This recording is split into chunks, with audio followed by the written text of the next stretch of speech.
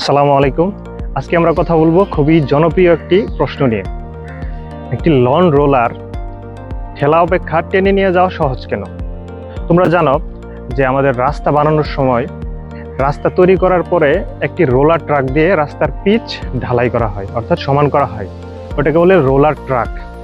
আর ছোট কোনো পারপাসে ওই রোলারের মতো একদম ছোট পরিসরে যে রোলার টেনে নিয়ে যাওয়া হয় তাকে বলে লন রোলার। এটা দেখতে অনেকটা সিলিন্ডাকার আকৃতির মতো, সিলিন্ডাকার আকৃতি একদম সমান ড্রামের মতো।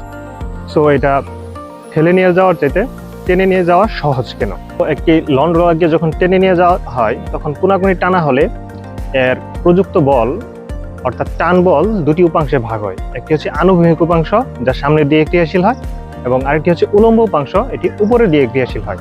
অর্থাৎ বস্তুর ওজন হচ্ছে নিচের দিকে, ওজনের ঠিক বিপরীত পাশে উলম্ব উপাংশ ক্রিয়াশীল হয়, তখন বস্তুর ওজন সামান্য কমে যায়।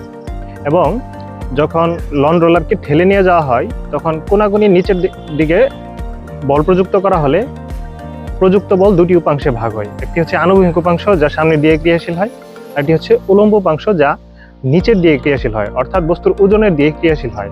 তখন বস্তুর ওজন সামান্য একটু বেড়ে যায়। আমরা দেখতে পাচ্ছি খেলার সময় ওজন একটু বেড়ে যাচ্ছে এবং টেনে নিয়ে যাওয়ার সময় ওজন একটু কমে যাচ্ছে। এই জন্য লন রোলার ঠেলা অপেক্ষা টেনে নিয়ে যাওয়া সহজ।